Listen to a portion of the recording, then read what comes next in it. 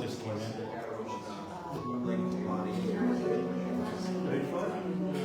Coming back there.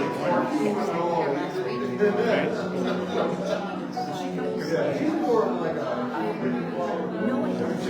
Okay, all right. No. Let's see if Julia fill that out.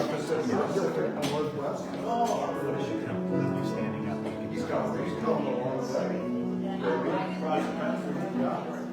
Get on your get on board.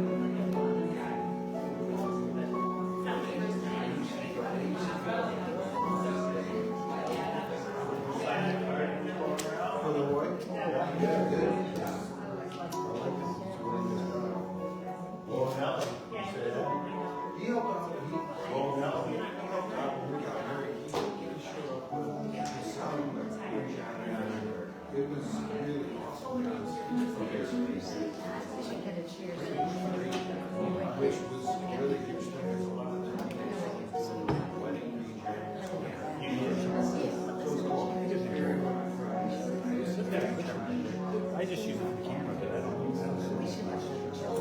It's fine.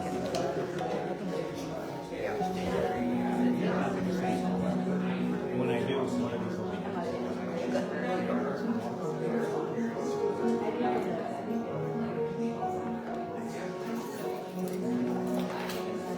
What's yours?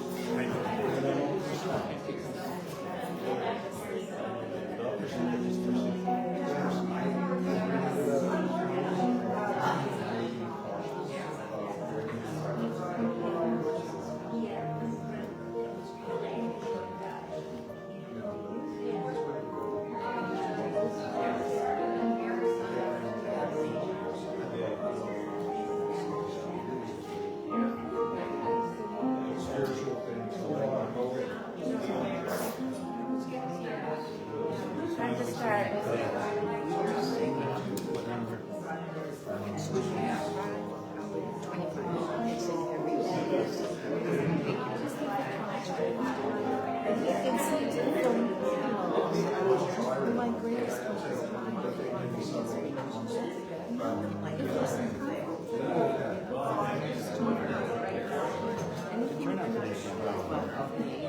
Let's just.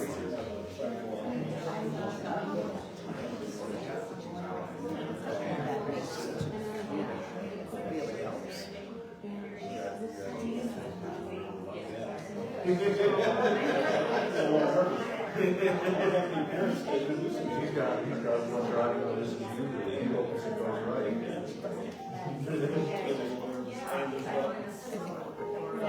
Start to start. We're good.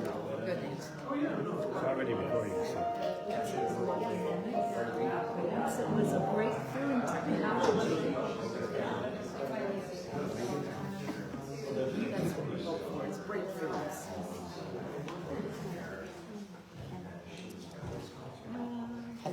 Hello, welcome everyone. Hi, Julie. Hi, Jill. On this beautiful Sunday, we still have some sun out there, this beautiful sunny Sunday. So nice to see so many beautiful smiling faces. And welcome to those online, watching virtually. So glad that you can join us. And at the fellowship, we recognize that all encounters are holy and that our time together is by divine appointment. No doubts about that, so just so grateful to have you here. And to open our service, please stand, and we're going to sing our new song from our Corey Williams that he created for us. And it should be the first song in the first page in your song books. So take a look, you might find a song book. Yeah, and it's called The Opening, right? The Opening. And this is a beautiful song from Corey.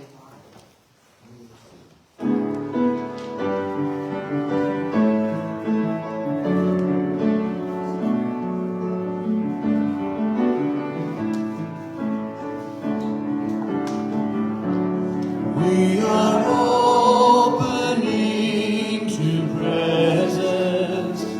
We are opening to power. We are opening to light and love in this holy hour. We are opening to gratitude. We are opening to grace. We are opening to faith and flow in this sacred space. Our open hearts and minds now to this time of truth we bring in fellowship and freedom. In this our opening, in this our opening, this is our opening.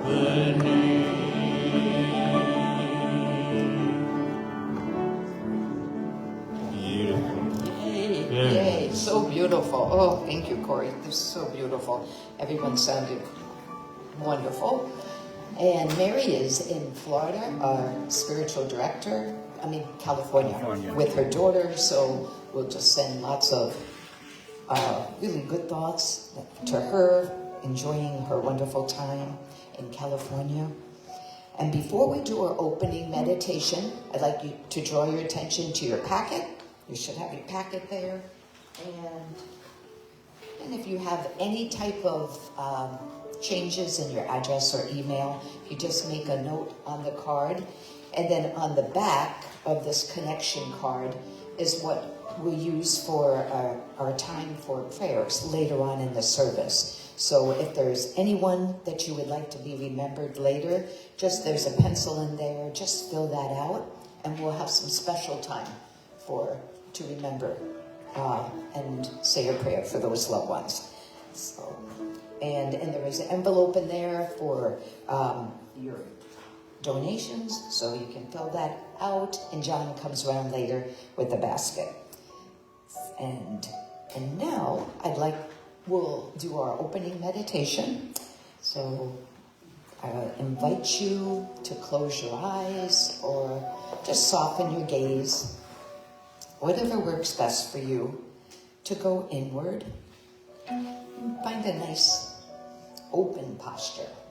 Maybe taking a moment, just feeling your feet, just that whole shape of your feet, just gently pressing down into the earth, helping to give this wonderful length to our bodies, and also feel this width across your collarbones.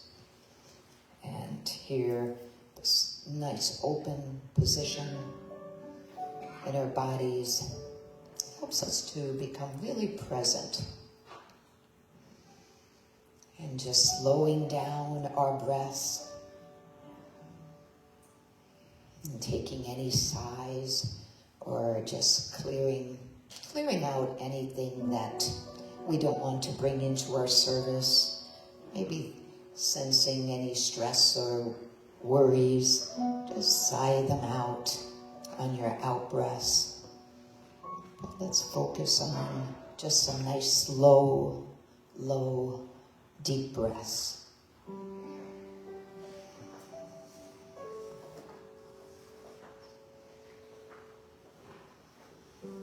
And feeling the support that we have from this earth, from the earth, from our chairs.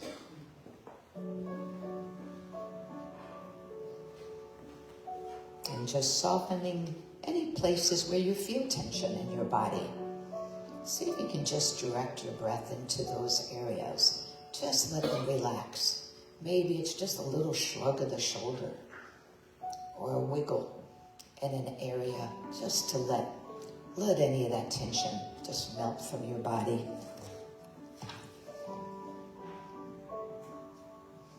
And let's take time to come into this sacred time. And this is when we get to drop into the center of us, this place of love, our heart center,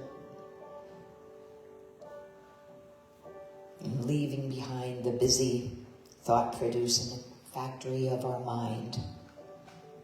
Just slowing it all down so that we can arrive here to the sanctuary of our heart.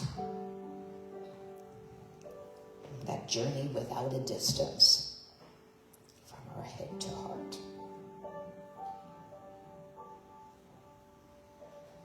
Just allow yourself to be present in this moment.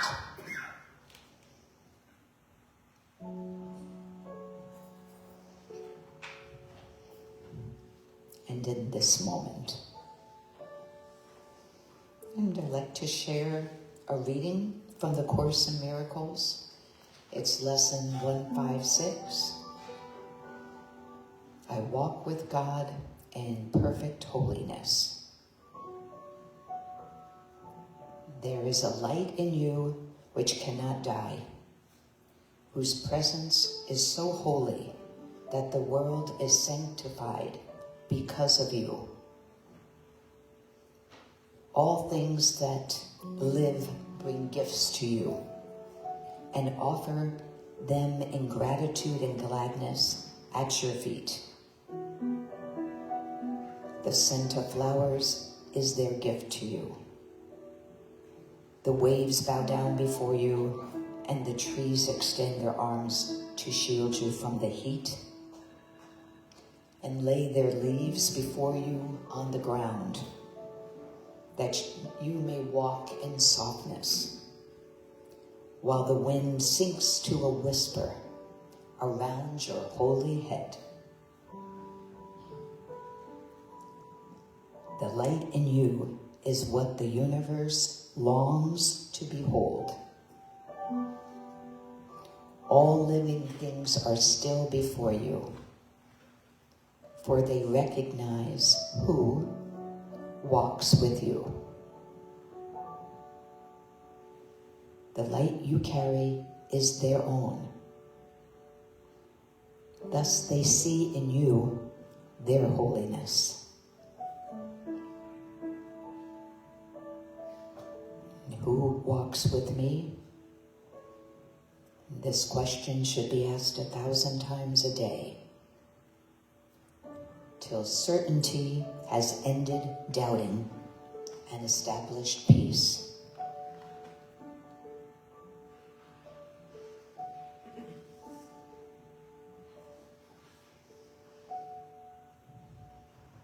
And taking a deeper breath in and out. And just moving those shoulders, your fingers, your feet, as we slowly come back to our space here. And now it's time to introduce our wonderful special music of today. It is Winnie Zeeb. Yay!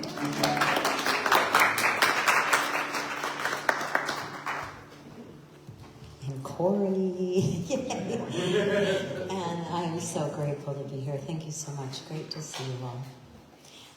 2 selections today from Gary Lynn Floyd, who I met at the fellowship for the first time in my life. So I love these songs. Hope you enjoy.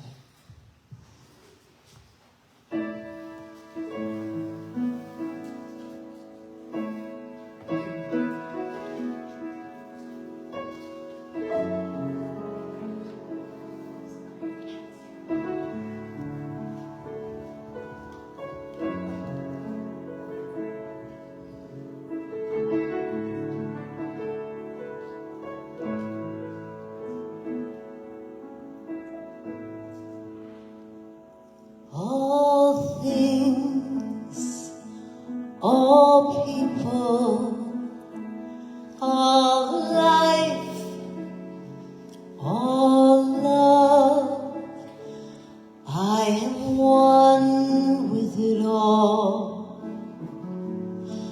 one with the all of it all. I am one with it all, one with the all of it all. All health, all compassion, all peace, all joy. I am one with it all, one with the all of it all. I am one with it all, one with the all of it all. All that is good, all that is beautiful, all that is pure, all that is bountiful, I am one with it all, one with the all of it all. I am one with it all, one with the all of it all.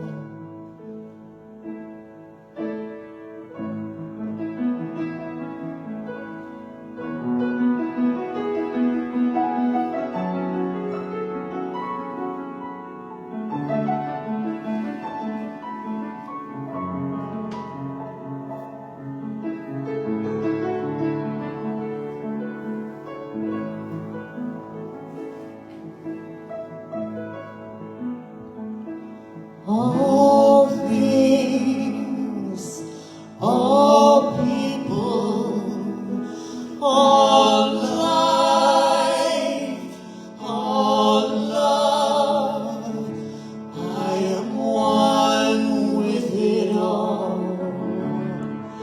one with the all of it all. I am one with it all, one with the all of it all. All that is good, all that is beautiful, all that is pure, all that is bountiful, I am one with it all, one with the all of it all. I am one with it all, one with the all of it all. The all of it all, that's all that there is. The all of it all is all that there is. The all of it all is all that there is. The all of it all is all that there is. I am one with it all, one with the all of it all. I am one with it all, one with the all of it all. I am one with it all, one with the all of it all. I am one with it all, one with the all of it all.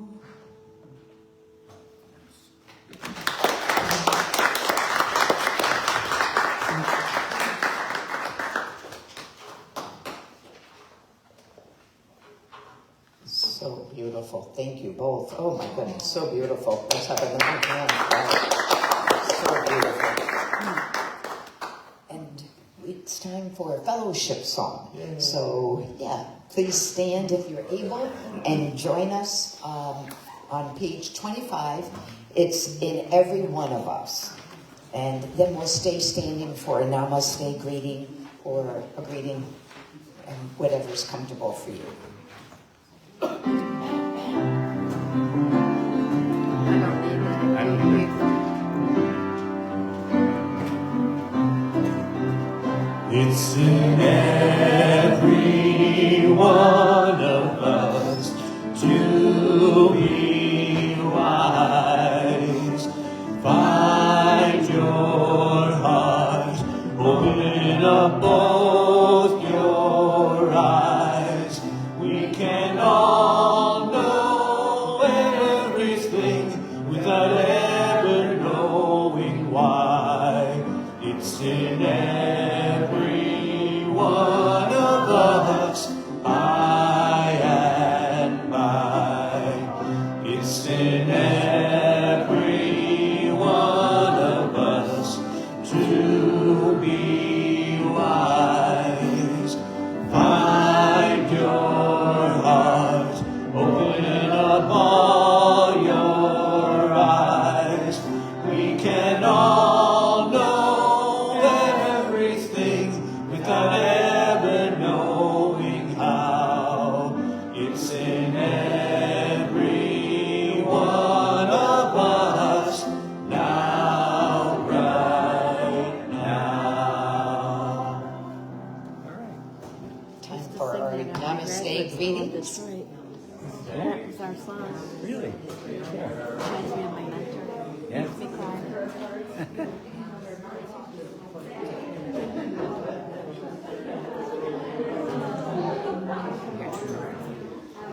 Hey, Gene.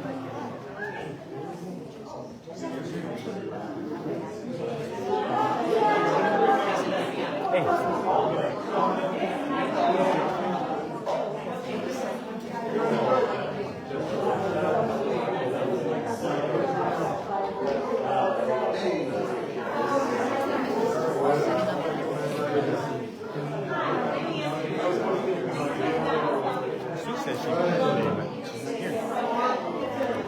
She's okay. I walked her. She said she was going to come this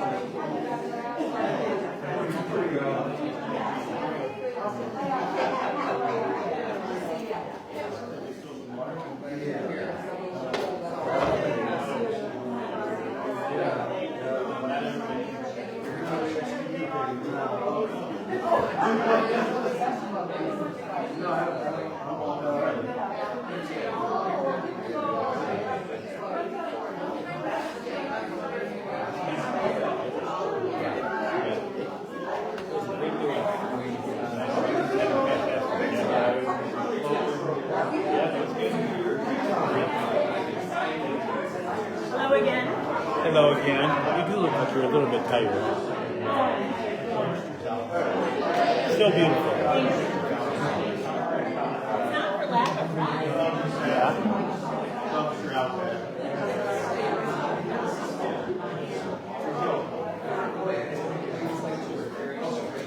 How do you feel?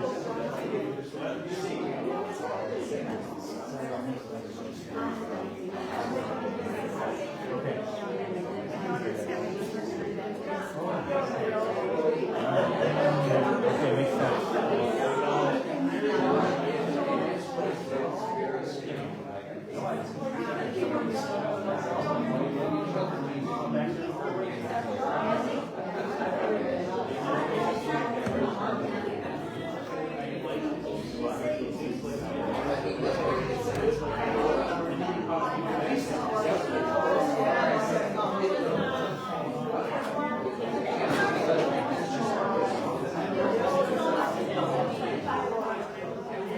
lost you there. We lost you.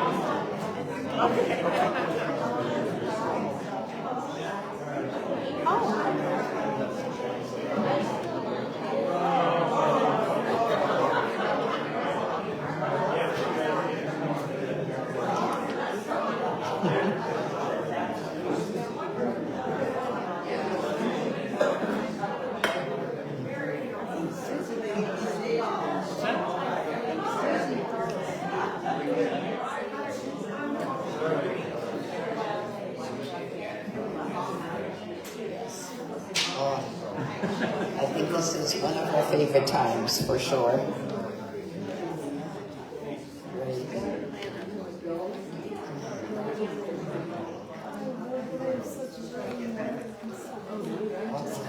Alrighty, and okay, we'll get going. And now it's time to introduce our speaker, and it's such a pleasure to introduce our Richard Lassin, who has always so many wonderful messages that he shares with us. So let's give him a big round of applause.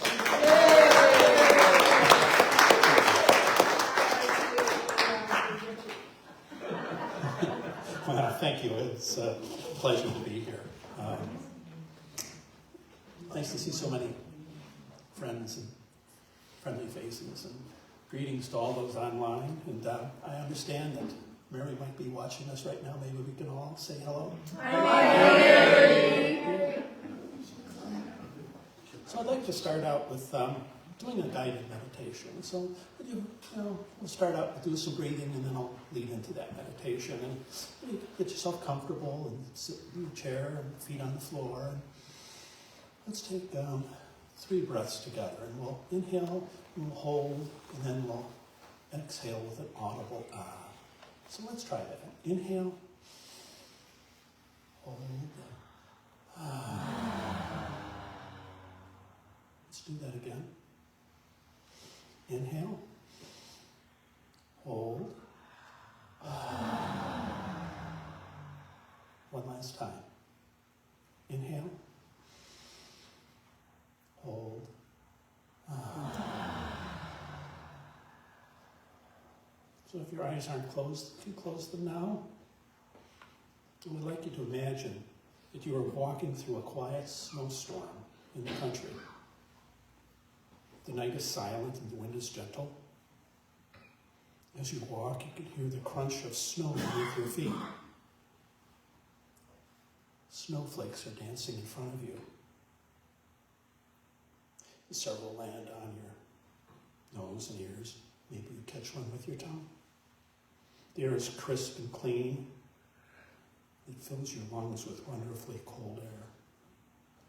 You hear the sound of an owl off in the distance. And also you can see the soft yellow lights coming from windows of a rustic-looking farmhouse. As you approach, you can see white smoke coming from the chimney. And as you stand at the door's threshold, you grab hold of the doorknob. It's warm and it turns easily. As you enter, you're immediately greeted with the most pleasant scent. Perhaps something roasting peacefully in the oven. You are greeted by many people, but they are not strangers. They are you. The child version of you runs to you, jumps into your arms, and shows you a missing tooth. She uses a finger to wiggle a loose one. The teenager sits quietly, waiting to tell you a secret, perhaps about a love interest at school. You see the innocence in his face and remember that time from so long ago. The young adult pours hot tea at the table, and a tear descends her cheek. The older version of you sits by the fire, reading peacefully, and you sit with them. You listen to all of them. You recall the stories, and you laugh together. You forgive them and thank them because every version of them has carried you to this beautiful and precious moment. Without the frightened child, you would not have learned courage. Without the confused teenager, you would never have found direction. Without the struggling adult, you would never have gained wisdom. All of them brought you to this path that you're on. When you feel lost in life, return to this home. Sit with every version of yourself, and you will remember who you are.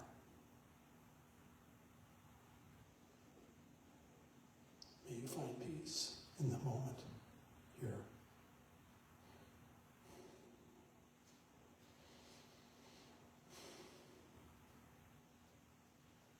So as we come back to the room, and you might want to wiggle and shake it out and open your eyes. Be back here. So before I start, I think I've done this before, but I have to have a disclaimer. Is that I'm not here to tell you how to run your life or what to believe. The subjects that I present are things I'm currently working on myself, and I offer my thoughts for your consideration. And take what you like and leave the rest. Today's talk is about the pursuit of happiness. So I looked it up in Webster's dictionary, and it said happiness is defined as a state of well-being and contentment, synonymous to joy, a pleasant or satisfying experience. The pursuit of happiness is an idea that is ingrained in our culture. In our Declaration of Independence, it says that God gives people the right to life, liberty, and the pursuit of happiness. What do you think the authors had in mind when they said that? I think they believed that everyone might have a different idea about happiness. But I also think they believe that happiness lied outside of us. It could be found maybe in the external world. But here's the problem, as I see it. If mental health is the barometer of the nation's happiness, or lack thereof, it appears that as a society, we're not doing very well. In previous talks I've mentioned this, is that over 60 million Americans are currently suffering from clinical depression, and nearly 1 in 3 young adults aged 18 to 25 suffer from clinical anxiety. Millions more are going through a life with mild form of depression. And the natural question that beckons is this: what percentage of the population is really happy? Joyous and free? I don't know. It's my humble opinion that this population is a significant minority. So today's talk is for all those that are out there struggling with daily life. I don't know, I think just about every American has been touched by someone with a mental illness. Over the past few years, I've had 3 friends who have committed suicide, and I've had another who was murdered by her husband. I know from firsthand experience how difficult clinical depression can be. When I look back at that part in my life, I see it as a gift. Depression, anxiety is a wake-up call from my soul. And the message is quite clear. Life is not working out.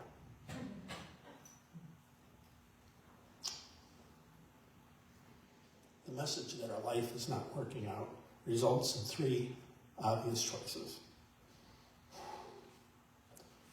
1, we can continue to suffer. Number 2, we can medicate that messages right out of existence. Or we can make the necessary life changes. I have friends who have been on antidepressants for more than 10 years. And I've asked one, I said, what's the treatment plan?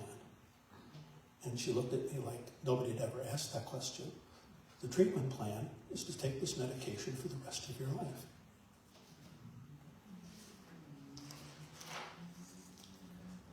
I don't know, it just seems like that's an unacceptable answer.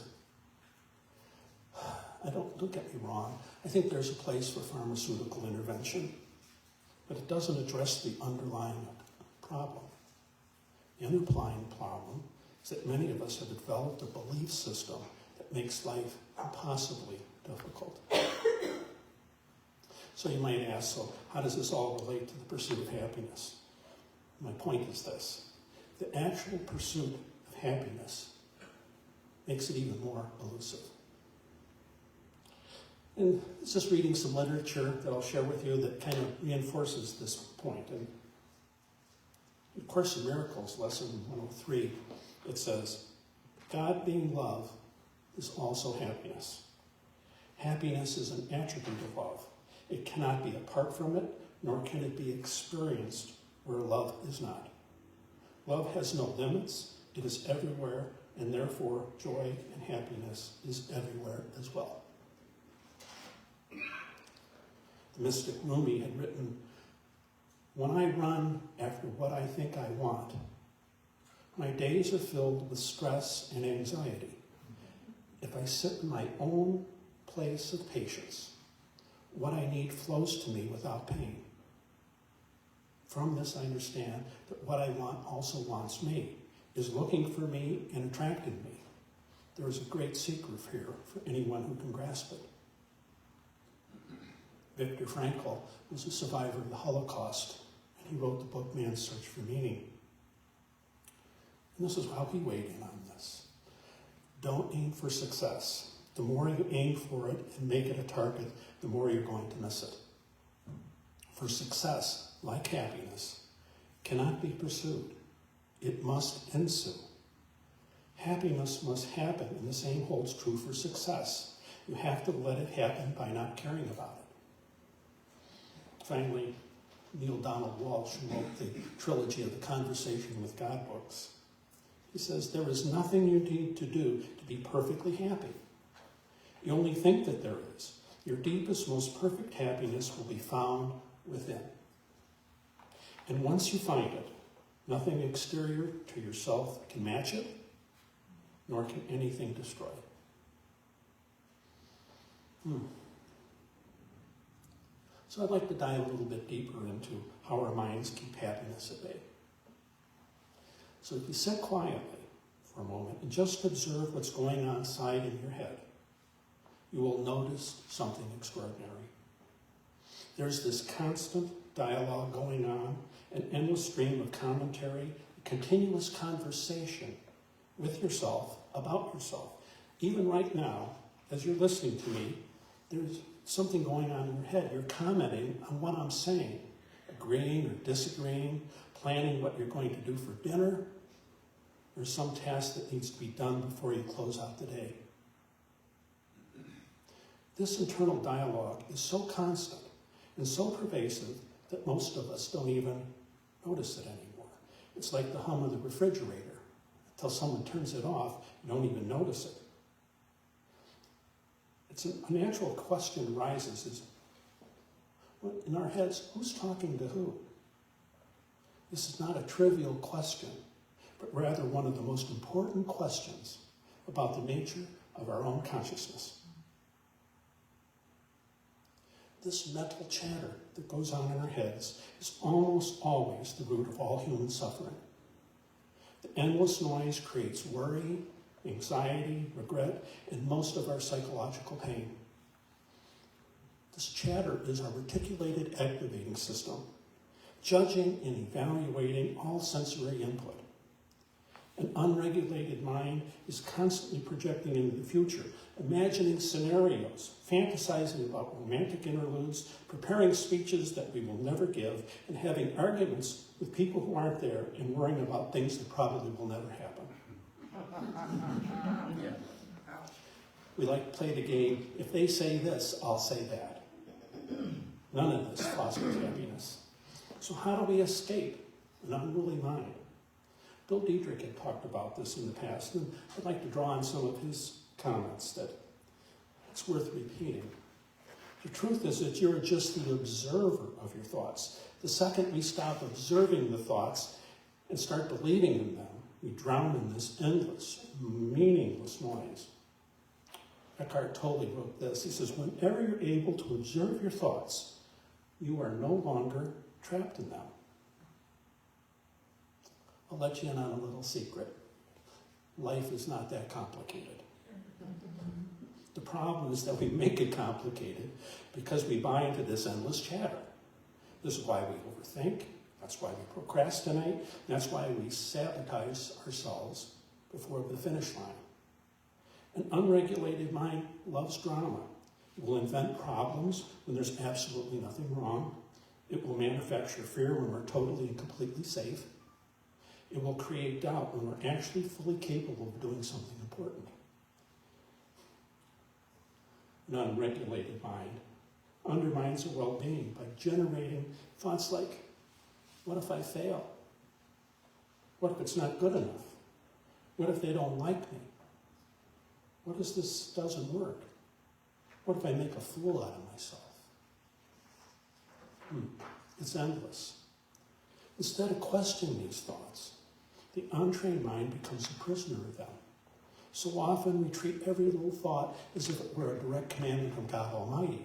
It's not. These are just mental ruminations. And sometimes I have to admit they're embarrassingly stupid. Some of the things that go through my head are awful. And I think this is pretty normal for many people. A YouTube blogger named Lauren wrote this about it. She said, a mind without discipline is like giving a 4-year-old a flamethrower. He's going to burn everything down, including you. If happiness is the goal, we don't need more distractions. We need a different way of experiencing life. Sadly, most minds live in just two places, the past and the future. It practices regret and anxiety, shame and fear, and it loops over perceived injustices day after day. And why does our mind not like the present moment? It's a good question. It's because there's no drama in the present moment. There's only awareness without judgment.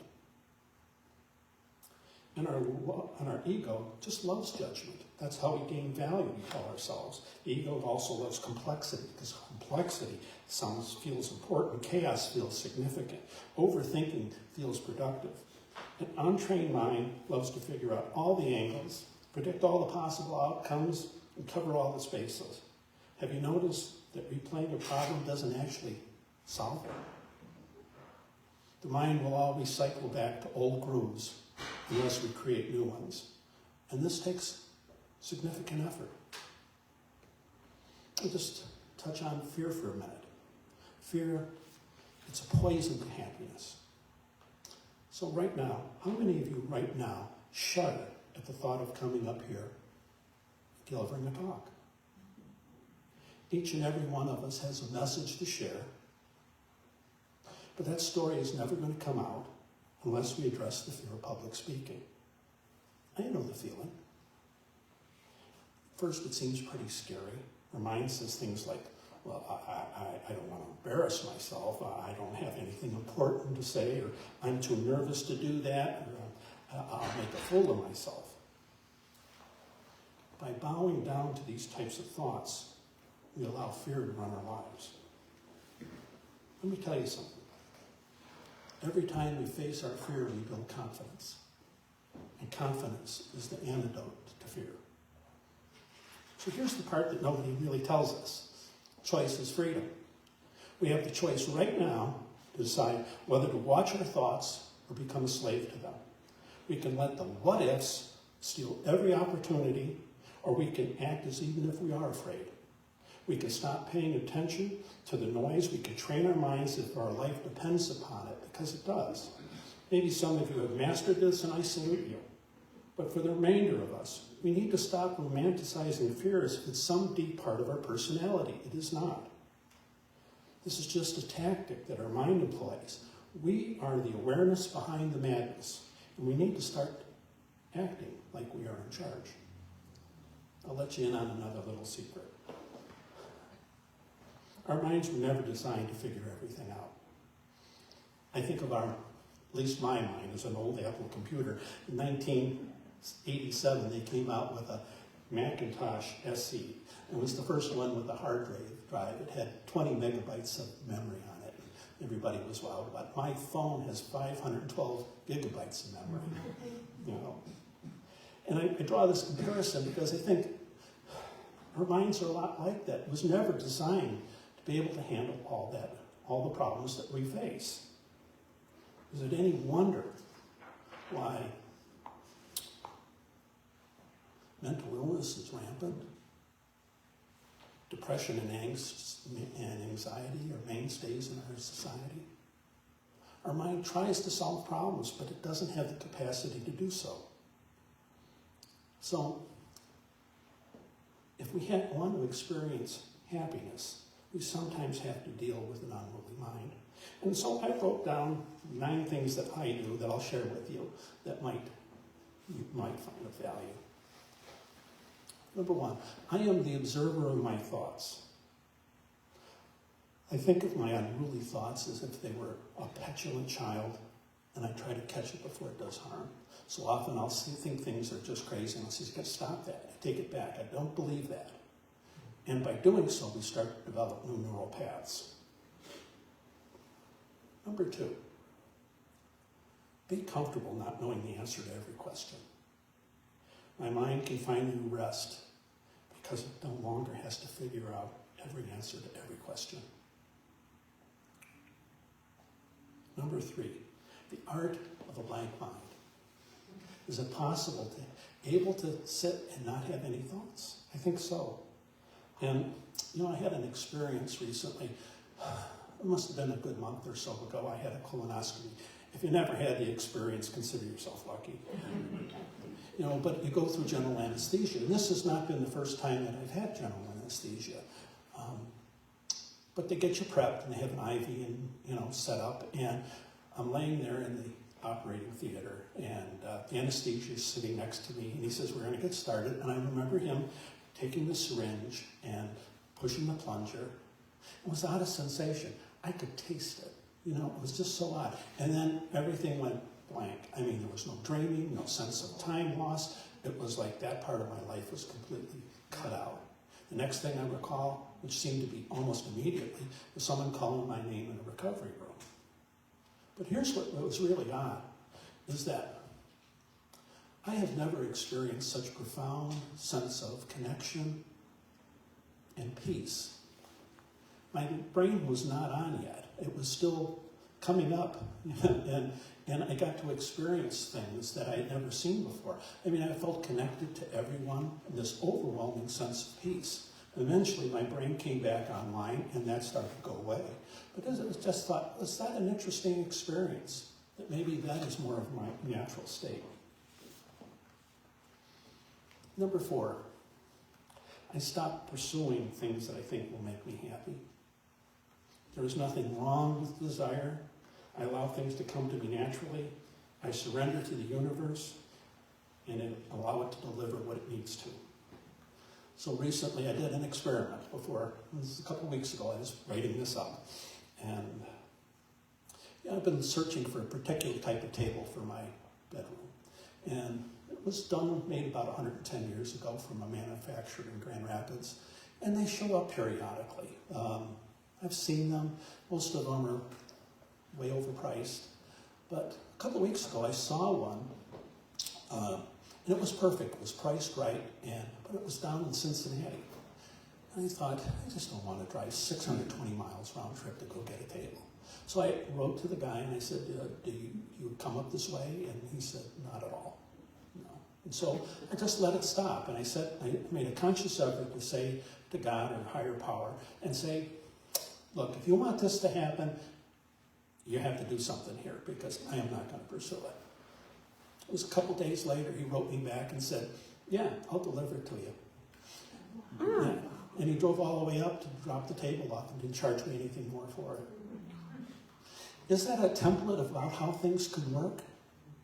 Think about relationships. You know, you see something that you might like and you pursue it, but the actual pursuit actually pushes it away. Can I just allow things to happen or not happen and be at peace with that?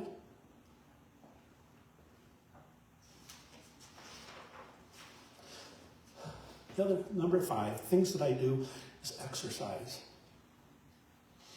Exercise is like hitting the pause button for my brain. It's sufficiently to rest enough that I don't have many thoughts going on at all.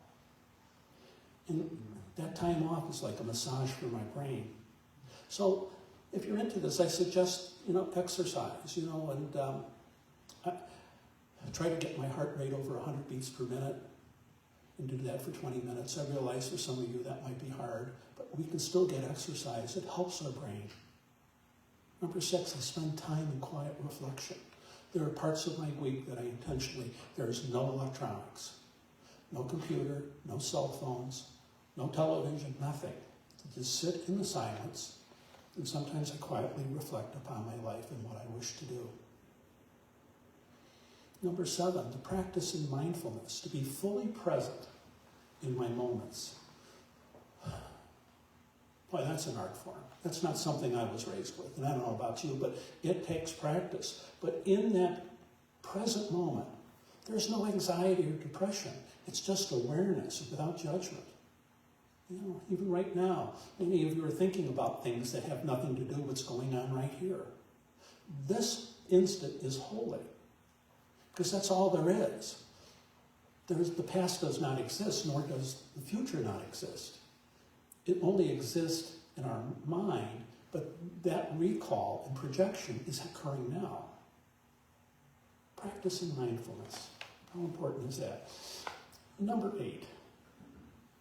This comes from the Course in Miracles, and I repeat this quietly at any moment of stress or upset. It says this: nothing has any meaning save the meaning I give it. And then lastly, number 9, radical forgiveness. When I forgive every person for every transgression, whether it's real or perceived, I remove the toxins from my life. It's a gift to ourselves, not to the other person. It's a gift to ourselves not to be chained by that misery.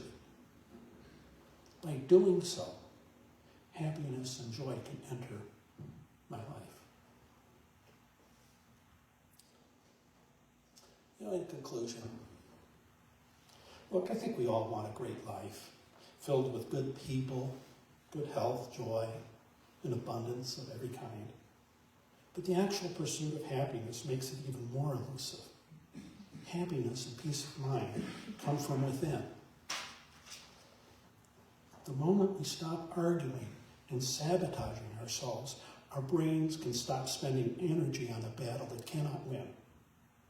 This is why control of an unruly mind is so important.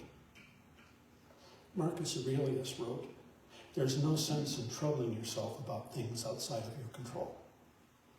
The shift from overthinking to mindful awareness is the most intelligent thing we can do. And when we do so, we can finally experience peace of mind. And when we experience peace of mind, happiness becomes inevitable. Namaste. Thank you.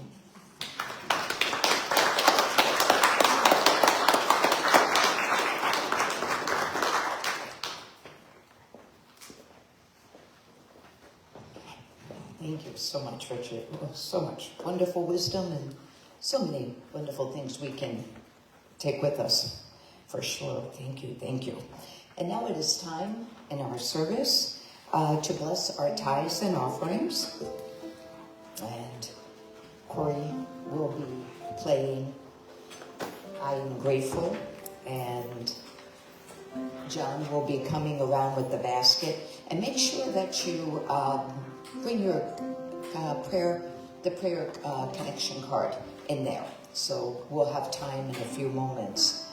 And thank you again in advance for your donations. And I know some donate online, so they're so helpful, and it helps us to have these wonderful services and music.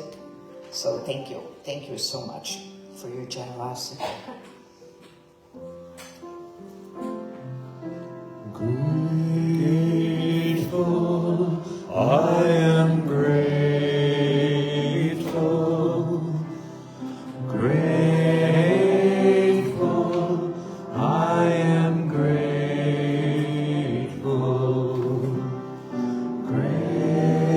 Grateful, I am grateful.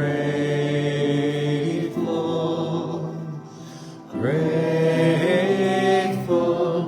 I am grateful. Grateful, I am grateful. Grateful, I am grateful. Thank you, Nancy and John. Thank you, everyone. And so, if you can join me now for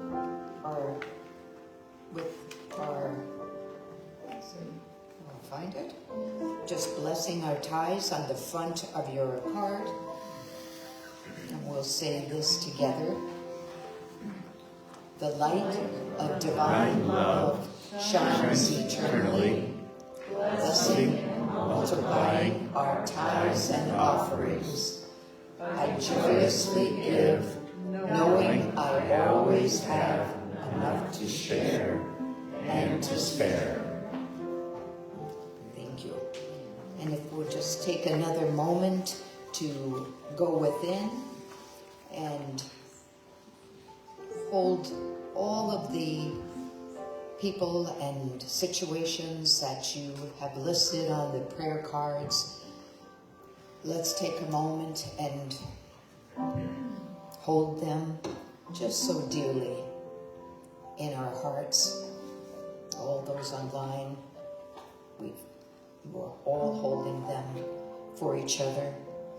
And know that the divine love, our Creator, our Source, is holding each and every one listed. And we send out special love and to our Reverend Lavoy Harvey and to everyone on this planet in need of this extra caring and love. We pray that all truly feel this healing embrace of the divine, and for them to know without a doubt that they are the beloved, holy, perfect children of God. Never alone.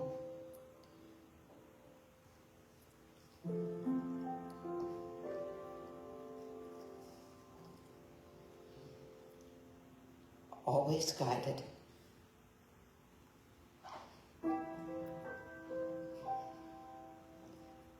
And tended to with divine care. This is our prayer. Okay, I'm coming back into the room. and it's time for another wonderful song.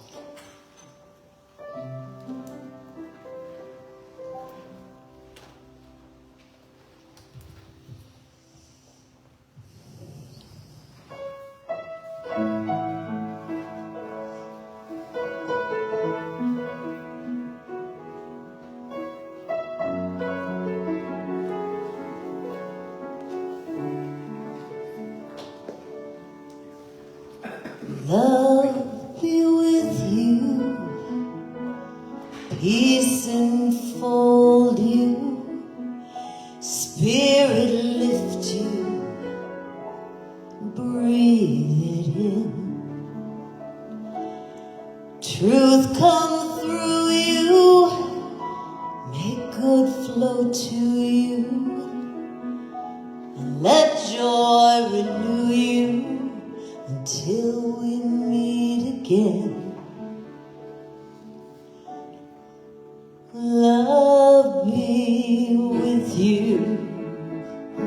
Ooh, love be with you. Ooh, love be with you. Ooh, love be with you.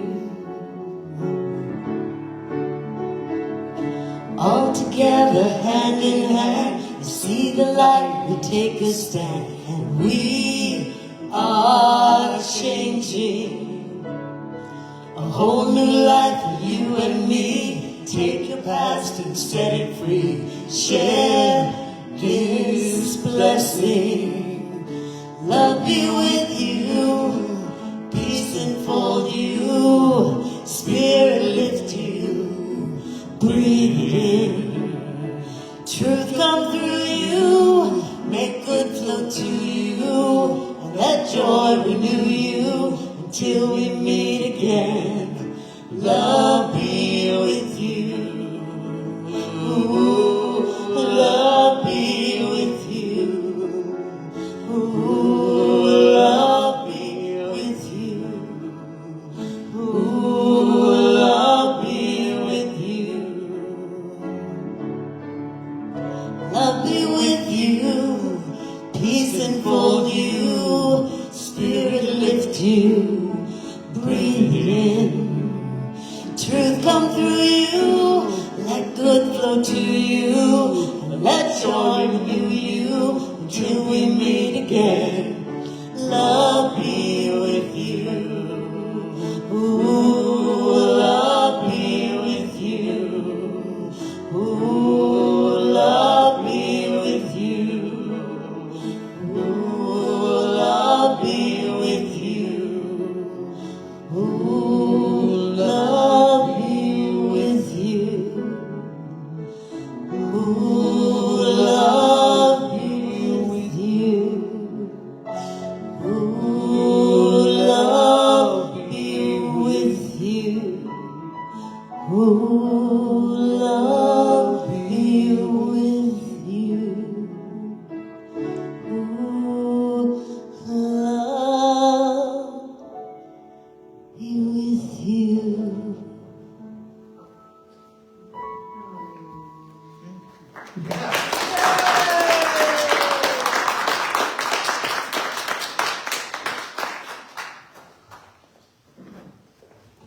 We needed those beautiful words. Thank you. Thank you. That song, lovely.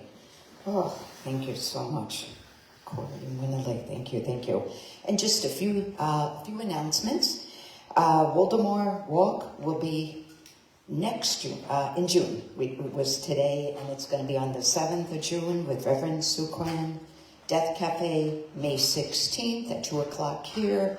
Healing Movements, Monday at 4, right here. Gentle yoga class.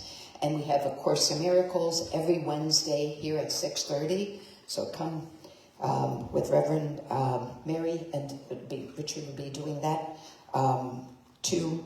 And then we have one here Saturday, the first Saturday of each month. So the next one will be June 6th. Oh, we're thinking of, I'm just thinking already, we're going to have a second one. I think we'll talk about that for next week.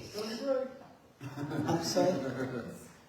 It'll be great. It'll be great, okay, yes. We're thinking of a second, every other week for the other group. So I'll let everyone know, yes, with John and Jamie. And then save the date. I believe Reverend Mary mentioned it last week that May 15th is the spring concert. So get that on your calendars. There's just lots of really good music. And we'll have some flyers next week too. We'll have our Corey, Julie, Matt, David Meter. There's several other people that you will know. We're going to get Winley next time. And what time? It's at 6:30. It's a Friday night, and it'll be here. Yeah, Julie's playing with the two others, right? A trio. Yeah, it will be just wonderful. And we'll have a list of the people. So it's a fundraiser for the fellowship. So please come. Yes. And thanks everyone for another wonderful service. Oh, and there is a card. Luann has a card that's being passed around for Leroy. It'll be on the break or in the snack room. Okay. If you want to sign it, yeah. Yes, it'll be on the table. Thank you so much for that. And thank you, Richard Lassin, for the wonderful, wonderful message today. Winley and gosh, Corey, those music, that just so touching. Just beautiful, beautiful. And thank you all for being here. That makes such a difference, having all this wonderful energy with you all, and we feel the energy of you online too, so watching virtually. So, thanks. And then thanks. And we'll have a peace circle now. So everyone stand if you can, and we will say our closing blessing.